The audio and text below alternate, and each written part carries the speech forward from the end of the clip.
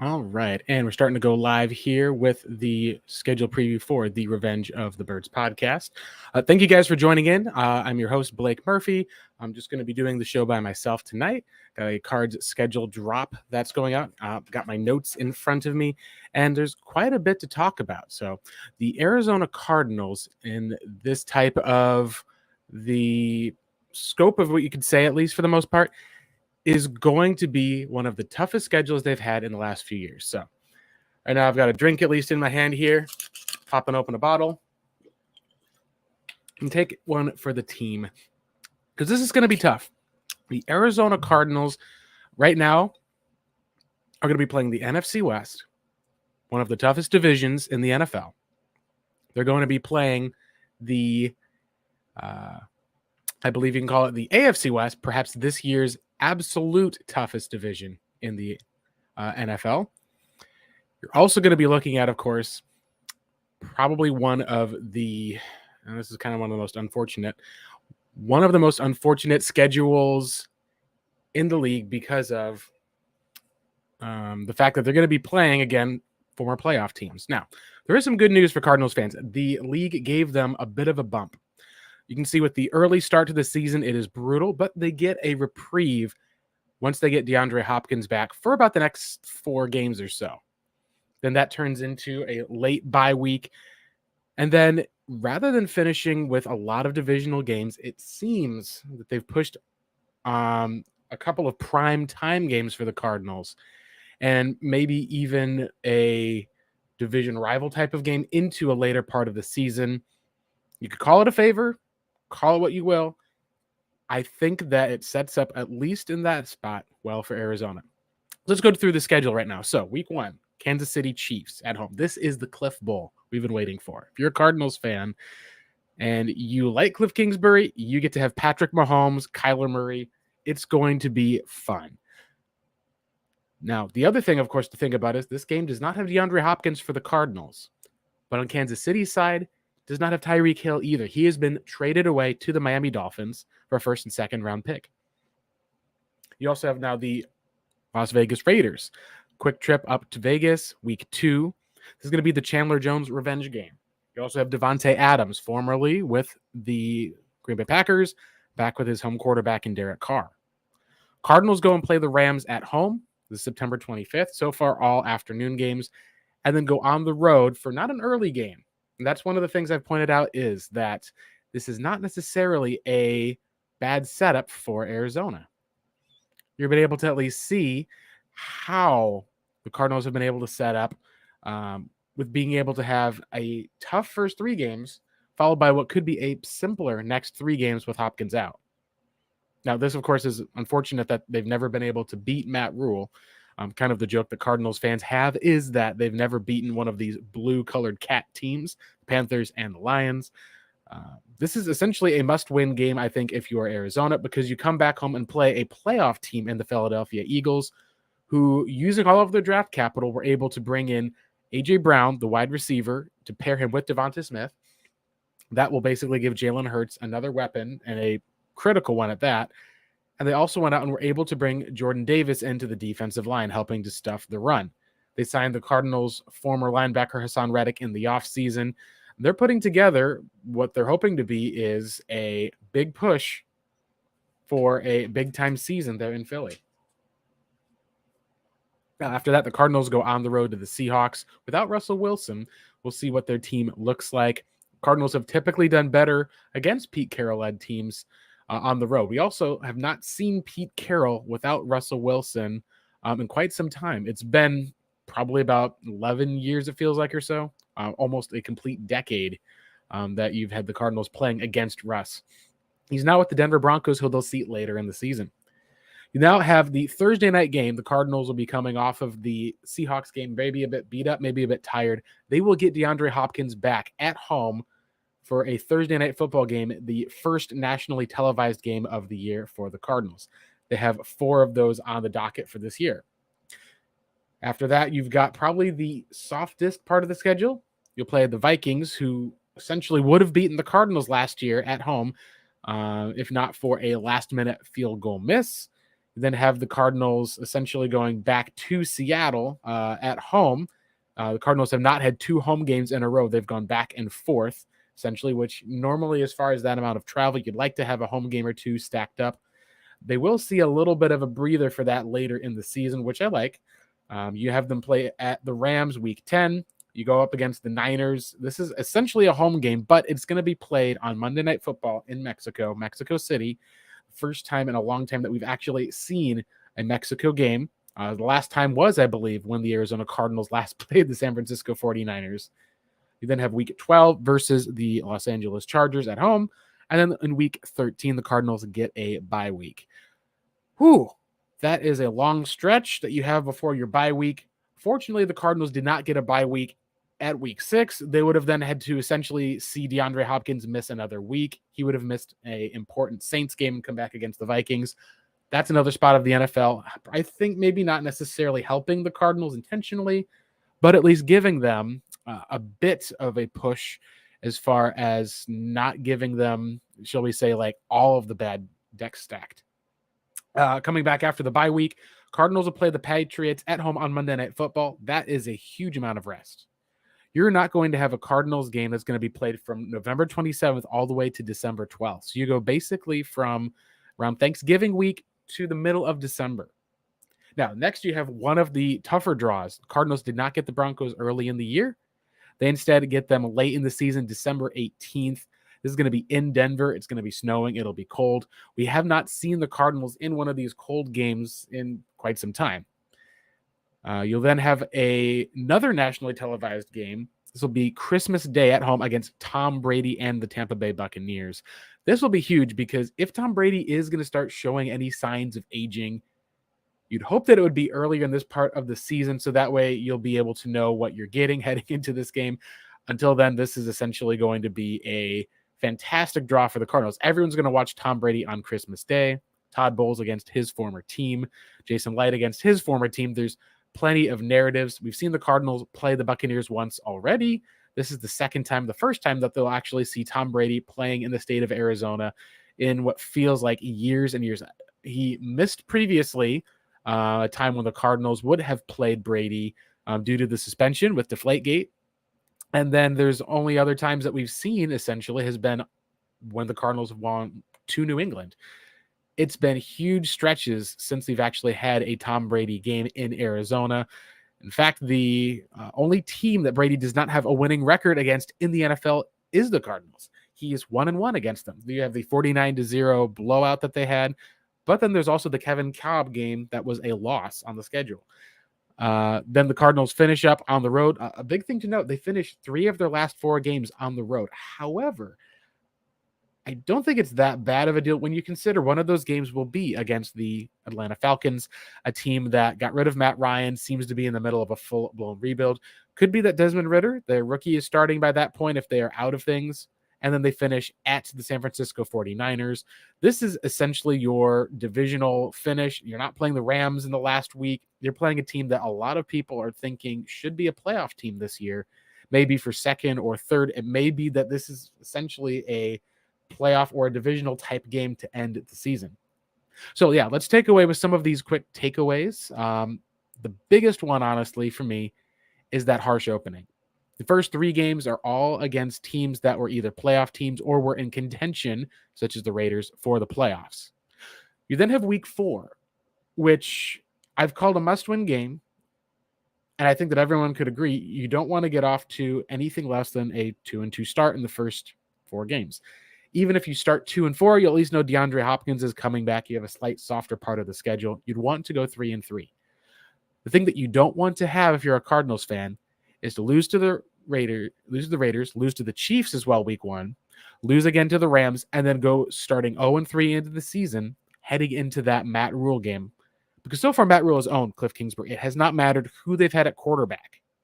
They have had Cam Newton signed off the street at quarterback. They have had the likes of Kyle Allen at quarterback. The Cardinals went on the road to what seemed to be a bad Panthers team, and Teddy Bridgewater looked like a franchise quarterback when they got blown out in that early start against the Panthers. They have lost a ton of games to the Panthers. That can't happen this year. The schedule is too tough, too difficult to start out. You cannot start out where you'll drop the first 3 games and then that turns into a must-win game and then you drop it. Obviously, at that point, you're out of it, essentially. You won't be able to really catch up given how tough your division is and how tough the rest of the schedule is. Now, granted, you do get a few breaks, but that's going to be tough. Now, moving on to what probably is the softer part of the schedule, you have the Eagles, that playoff team that's at home. And then you get to go on the road to face what hopes to be a bad Seattle Seahawks team. However, when it comes to in-division games, things can get a little tricky. There's times where you see teams that are out of it simply go up and be able to beat teams late in the season. Cardinals have been one of those teams. You think of how late in the 2019 season, Kyler Murray and the Cardinals go up to Seattle. They get a win for a Seattle team that was heading to the playoffs, knocks them down the rankings. Second, you head over to a team at least the week, I should say the following week in the Saints that you've really, really struggled to beat. Cardinals have really had a lot of problems with beating the Saints. The good news is that there is no longer Drew Brees, and there is no longer any Sean Payton. It's a whole new regime there. You've got Jameis Winston, who has had turnover issues, but it's still a very talented team. Michael Thomas should be healthy. They just traded a bunch of picks to get Chris Olave, and that defense is still pretty loaded. And, of course, they're bring back one of the best running backs in the NFL who has had some off-field questions. But overall, you really can't count out the Saints, especially on a Thursday night football game in which things can get a little bit crazy. And what you don't want to see with a Cardinals run defense that was suspect last year, give up a bunch of yards to the likes of Alvin Kamara. Now, after this, there ends up being a probably simpler part of the schedule for a couple of games. Just a couple. You get a game on the road against the Vikings and a game at home against the Seahawks. Then you end up having, this is kind of the toughest stretch, I think, is week 6 to 8. You have to be able to churn off those games because then the divisional games begin anew. Week 9, Seahawks. Week 10, Rams. Week 11, San Fran. And that's a home game, which the Seahawks have always done pretty well in Arizona Stadium. Granted, no Russell Wilson this year. You have a Rams team that, of course, just coming off of a Super Bowl win, and a Niners team, which is technically a road game because you'll have to travel across the border to Mexico. Now, you then come back home against a Chargers team that seems pretty loaded. They've gotten Justin Herbert some good protection. They've been able to add tons of pieces to their defense, including J.C. Jackson and players in the secondary. Oh, and along with trading for a certain Khalil Mack. Then the bye week hits. So at this point, the Cardinals, we will know whether they are in it or out it by their bye week. And it's very simple because they will play every single AFC West team but one before that bye week. They will play their entire NFC West schedule, except for one game, before that bye week. If the Cardinals do not do well enough in either of those two categories, they end up being down, say 1-2 and 1-2, you're 2-4 with that so far.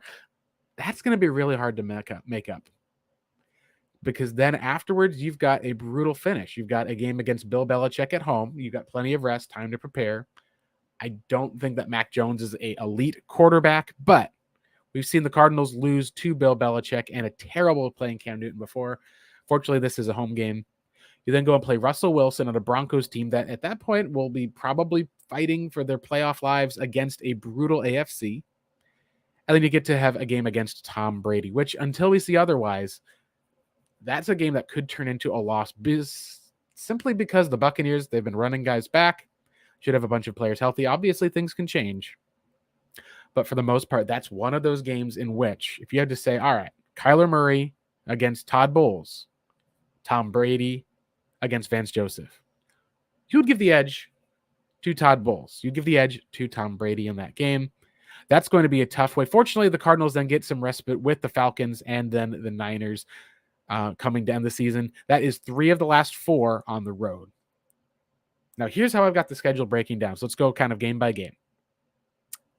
I have the Cardinals with the loss week 1, only because even though I think that Kansas City is weaker, their pass rush is non-existent, They're bringing in George Karlaftis. The corner, they got a rookie who's probably going to be starting at corner. Their team has been depleted on defense.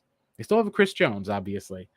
They still have some talent there, but it's vastly depleted, and there's no Tyreek Hill. We have no idea what this Chiefs offense is going to look like without Tyreek Hill. But they still have Patrick Mahomes. I think this could be a closer game than people think because the Cardinals, they won't have DeAndre Hopkins, but we don't know what their defense will look like either. We just know that they're probably going to be having, at least for the most part, guys hopefully healthy, ready to roll. They have it at home. And you've got optimism that Vance Joseph, with an off season, will be able to dial up something for Mahomes and that offense, similar to what he did against Ryan Tannehill and the Titans.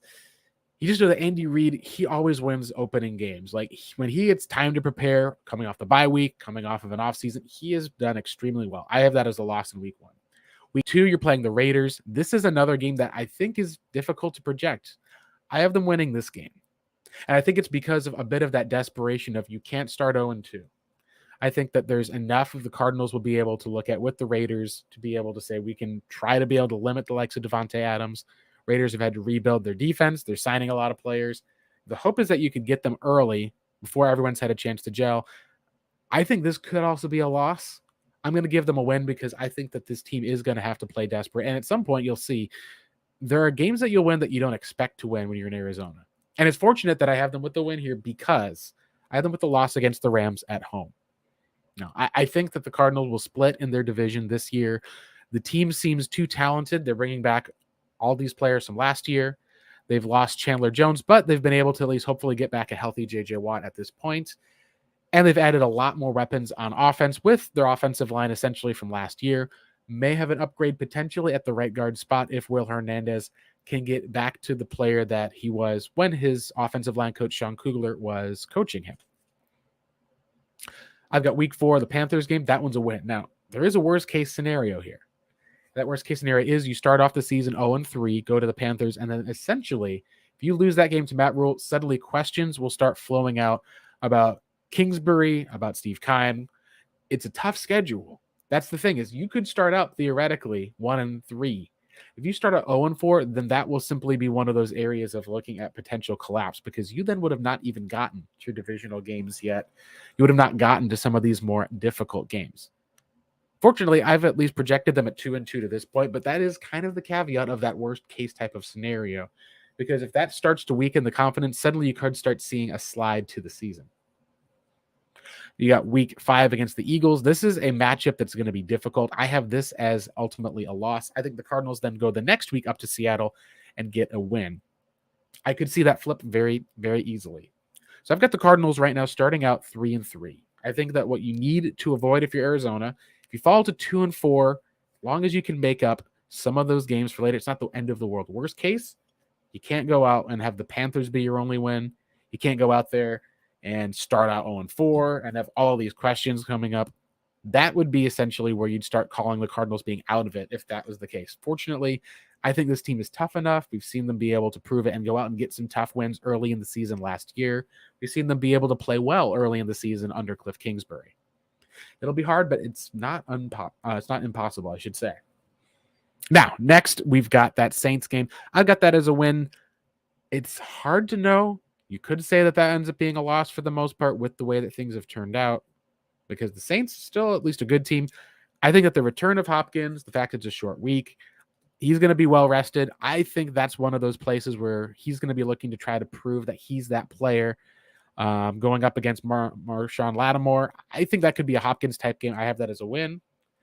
Another tough game against the Vikings, a team the Cardinals had a hard time with last time. They will have 10 days of rest going to play the Vikings on the road. I think that's another win. I think you can carry some of that Hopkins momentum for another couple weeks. Hopefully your offense at that point is still healthy. We've seen for the most part that the Cardinals really have had issues at times with the Vikings, but a lot of that Vikings game did come down to multiple turnovers. Kirk Cousins played flawless. If they can be able to not have him play just as flawless in that avenue, and maybe we'll see. Maybe it could be a totally different outcome. That's the case. Now, up to this point, you've seen essentially the possibility of the Cardinals could be winless up to here. That, I think, is a worst-case scenario. That would be probably one of those spots of where the team would then have no fight, no heart. you essentially at that point would be selling on the team. It's just to show, I think, not that it's going to be one of those, oh, here's Blake doom and gloom, but more that is acknowledging that's a tough schedule. I then have the Cardinals losing to the Seahawks at home, and this is the reason why. I think they could beat the Seahawks this year. I think they could end up in a spot where they lose to the Rams twice. I think they'll beat the Rams at least once this year. I think that they've got the motivation. We see it happen in the divisional games all the time.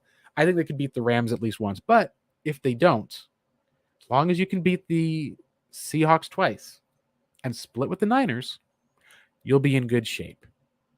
Now, that then puts it, if there's a loss at home, though, until the Cardinals and Seahawks are able to show a change, I've still bet on pick the Cardinals on the road, pick the Seahawks when it's at the Cardinals home. That may all change with Russell Wilson gone. I don't know for sure that it's going to change, but I think that there is a very good chance it is for that one. We have at least, I know, Cardinal Rule Joe Como saying that the fans are going to be calling the Panthers game a trap game with recent history. Absolutely agree there, especially considering the fact that it's been a trap game almost every single time. We thought the Cardinals were going to get their first win of the season against the Panthers with the first win for Kyler Murray that week. Backup quarterback is playing. And instead, of course, Kyle Allen, Christian McCaffrey go off. Same thing happened the next year. Go on the road, at least after losing to the Lions. Say, oh, this team's going to start out well. They came off of a Lions close loss. There's no way they're going to lose to this Panthers team. Lose again. Now, granted, last year they had Colt McCoy, who, of course, the Cardinals had a tough defense. They ended up playing to start that year with Kyler Murray playing super well. Colt McCoy even had a great game going up against the San Francisco 49ers. That was not a good game for Colt. The Cardinals got behind the sticks pretty early, gave up a long drive. Christian McCaffrey was healthy for once. And then the Cardinals go for it on 3rd and 4th down. Do not give the ball in short yardage to James Conner. Instead, they trust Eno Benjamin and didn't really have great play calls, but it felt like if they'd given it to James Conner or at least trusted him 2 times in a row to get 1 yard, that may have been a different outcome to the game. Instead, the Panthers take over in Cardinals territory, march down the field, and the game was down 14-0 before you knew it. Let's go and talk about the back half of their schedule now. So far right now, if you can look at counting the win totals, I've got Arizona pretty much balanced with win-loss, win-loss, win-loss, win-loss right down the road. The place where I have them churning off quite a few wins is the stretch here against the Vikings, possibly the Seahawks. And then you've got the Rams, the Niners. These are very important games. So I've got them actually winning on the road in LA like they did last year. I think they'll split with the Rams. I could see that flipping, obviously, but I do think they'll split with the Rams. If they do lose to the Rams, then I feel like you have to make up that game by beating Seattle twice. They play the Niners in Mexico. We don't know what to expect from Trey Lance. There's been weird speculation that Jimmy Garoppolo himself could be playing for the Niners at some point. There's been a lot of questions about if Trey Lance has been good. I'm not going to buy any of those rumors until we get to see it on the field. He's had a full offseason. I will say, though, the way that they used Trey Lance last year and how many times they ran him, he may not be healthy enough for an entire season. He did not last that entire game against Arizona. He was out for quite a bit of time. Now, the Niners last year went to the NFC Championship game. That's still a very good team. That's probably going to be getting potentially a much better passer, even if maybe they're not going to be quite as disciplined as Jimmy G was as far as running the offense. You may see the offense open up quite a bit by having Trey Lance and that long arm be able to stretch teams down the field, being able to have a more mobile quarterback than Jimmy. That may be a tough matchup for the Cardinals. I still think that this team is able to split. We saw last year how they were able to essentially split and beat the Niners twice. I think that this year I'm going to give a little benefit of the doubt, but not enough to say that the Niners are going to simply take over for where the Cardinals were at last year. I'll say that that's going to be a win for Arizona in Mexico City, helping Los Bird Gang be able to have a win for the first time in a while. And then the Chargers. This is a conundrum. Chargers have been known to Charger things. They have had a freakishly talented quarterback in Justin Herbert and have not made the playoffs in their first 2 years with him. They're playing the Chargers at home. Given how this AFC West is stacked up, how they've added pass rushers, how this seems to be kind of a must-win year for them, I'll give the Chargers the benefit of the doubt here, knowing that they've kind of loaded up similar to what Arizona did last year in Kyler Murray's 3rd year. I'll say that one's a loss. Cardinals go into their bye week, and then you've got the brutal final stretch before 2 could be potentially easier games at home. You've got the Patriots coming off of about a bye week and a Monday Night Football game. That one I think you have to count as a win. That's another must-win game. And I know it's against Belichick, but when you're talking about Kyler Murray going up the likes of a Mac Jones, which is a team that hasn't really gone out and gotten a proven weapon yet, maybe that changes with a trade somewhere through. You've got essentially a Patriots strong run game and a Patriots defense that's missing J.C. Jackson. That to me is a must-win game where you can see how the Patriots just are not going to be the same world beaters they were before. They may end up trying to run the ball. That will be a spot of the point where we'll know, I think, by week 13 if this Cardinals team is good or not. Because if they come out week 14 and we know this is not a good season for the Cardinals, they struggled against the run. Their cornerbacks seem to be just too young. Vance has not been able to get a lot of pressure. They've been blitzing and teams have taken advantage of it. And an offense, they just weren't able to get over the Hopkins level hump. Then that may be a loss for the Cardinals. I think this is a must win, that you have to get that win against the Patriots, because then you go, boom, Russell Wilson and the Broncos on the road, boom, Tom Brady at home. I've got both of those as losses, more just giving the ability of potentially seeing a special season for Russ in a different offense, seeing the factor that you're going to be at least in the snow. We've seen the Cardinals, for the most part, be able to make a lot of their plays ultimately at the State Farm Stadium, which is an indoor stadium. That's a controlled environment. I will say this is one that originally I had penciled in as a complete total loss. Don't count this as a win. I've changed my mind on some of that, and here's part of why. When the Cardinals have had to have some of those colder outdoor types of games, they've been able to run the ball extremely well with Cliff Kingsbury. You think about a Giants game that they played where Kyler Murray settled down. They stopped a losing streak. That was the Chase Edmonds game. You look at the Bears game last year, playing in the rain, 4 touchdowns, 2 passing, 2 running. That could give the Cardinals a huge edge. It's just hard to say that the Broncos with Russ, given his past history with Arizona, if he ends up being in what could be a better spot potentially, and Arizona's playing him on the road, that's going to be tough. I will give this one as a loss, but I'm not as bullish on that as I used to be. Now, Tom Brady, I think you have a loss at home. I do think that the Cardinals have to, another must-win type of game, to the Falcons on the road. Falcons shouldn't have anything left to play for. They hopefully will be playing a rookie quarterback at that point. You want to see that they're not playing spoiler. That's one of those places that I see that as a very obvious trap game. That's one of the things you can point out. There's not a lot of what you could call trap games in the schedule. Last year, the Lions were a trap game. Last year, the Jacksonville Jaguars, week 3, that was a trap game. Cardinals have the second strongest schedule according to win totals from the year before in the NFL. Gosh, that's tough. That's the game you have to win. And then, of course, you have San Francisco. I've got that as a loss, and part of that is because either you could maybe switch those up or maybe you end up losing on the road and then you win to close out. That also could be a game in which Arizona, if they've made the playoffs by that point and been able to do well enough against the AFC West, well enough against some of those NFC teams, and I've got them winning against the Panthers, the Saints, the Vikings. I've got them splitting the division. They can be able to beat a team like the Eagles. You may not have to worry that much about beating the Niners at the end of the season. You may be able to go out there. You're playing for positioning. Maybe the Niners at that point are seeing that Trey Lance or Jimmy Garoppolo are having issues at the quarterback position. Maybe it's the opposite, and the Niners are a team that is trying to lock up and contend for the overall division, having a great season from Trey Lance. That's something we'll have to find out. I've got that as a loss. So here's how I've gotten it broken down as far as for wins and losses. I've got the Cardinals right now with a 9-8 schedule. Now, before people say it's the end of the world, before people look at that, I think that there is a high point. If the Cardinals are able to go out and beat a team like one of the AFC West teams, I've got them going 1-3. You can go 2-2 in the AFC West and then pick up another game, whether it's a game against the Seahawks, who could be very bad this year. They're rolling out Drew Lock.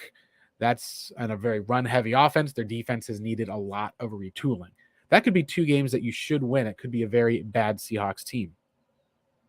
Then you're talking about an 11-6 season.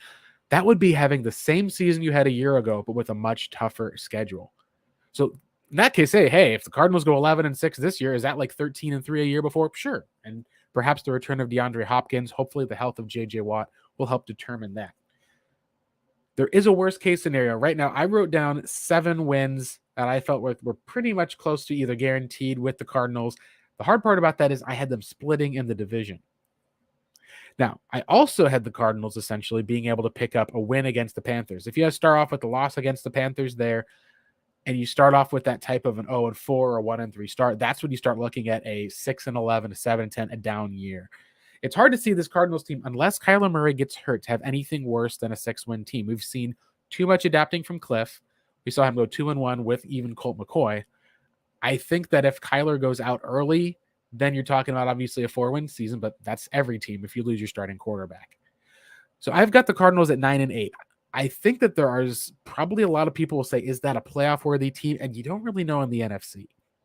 It really depends on how they'll play against a team like the Eagles, against the Saints, and against the Vikings. That's where I think the sweet spot of their schedule is. And those are kind of the games where if you start off rocky, or you can kind of hold on and go 2-2 to start the season, pick up wins there. And all you got to do then for the most part is just take care of business, get a few games down the stretch. You can even go 2-3 down the stretch. If you can take care of the Eagles, the Saints, clean up obviously in your division with the Seahawks and the Vikings. Now, obviously those aren't going to be easy games, but that's the area that I have for the Cardinals. That's when you start talking about a 10-win season, about this being a playoff team. That's when you start looking forward to a lot of those late game nationally televised games, because the Cardinals will then have built up enough cred and will now be getting back the likes of DeAndre Hopkins. So those are the different thoughts that you have there. I've got the Cardinals ultimately right now at 9-8.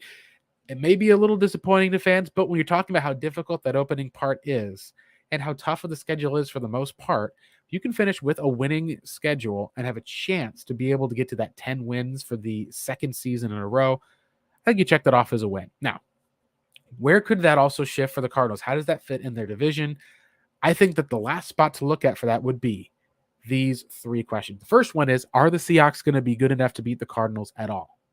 They'll have Geno Smith, quarterback. They'll have Drew Lock. Is this a spot where they'll be essentially carried by Russell Wilson for all of these years and are just going to be a terrible team this upcoming year? Or will we see the gritty toughness that Pete Carroll has? Question number two, I have the health of the Los Angeles Rams. Aaron Donald has been an Iron Man so far. He's carried that defense in a lot of ways. You've got Allen Robinson coming to the Rams.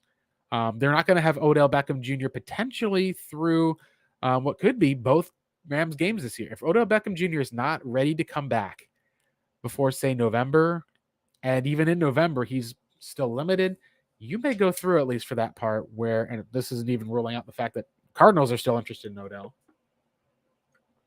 That's going to be a very interesting time place because Matthew Stafford has had back issues before. We've seen how there's teams that can have a Super Bowl hangover in the following year when they do have a Super Bowl. Cooper Kupp, they're incredibly reliant on him as a receiver.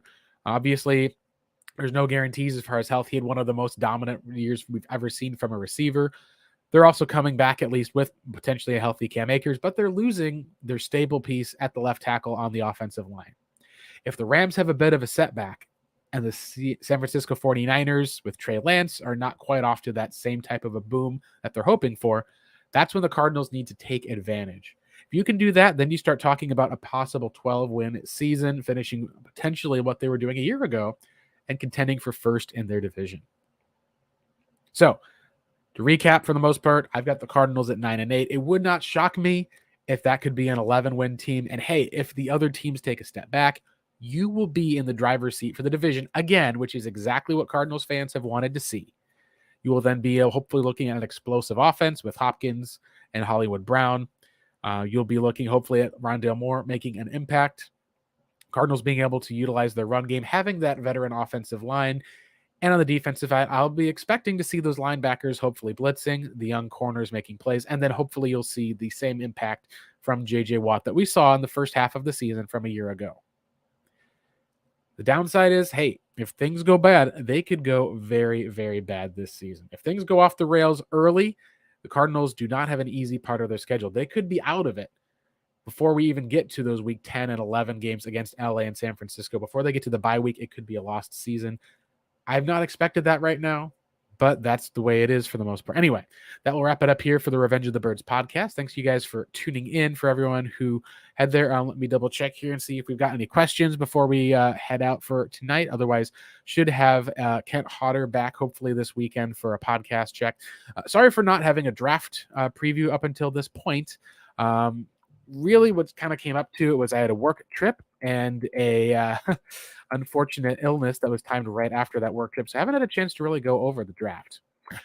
So we'll end up seeing what's going to go on with the Arizona Cardinals and their draft picks. That recap should be coming up, as well as a little talk about how the Hopkins move will affect them.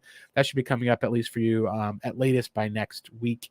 Thank you guys again for tuning in. This has been the ROTB StreamYard. Appreciate you guys who have been able to come by and be able to listen in. Thank you guys so much.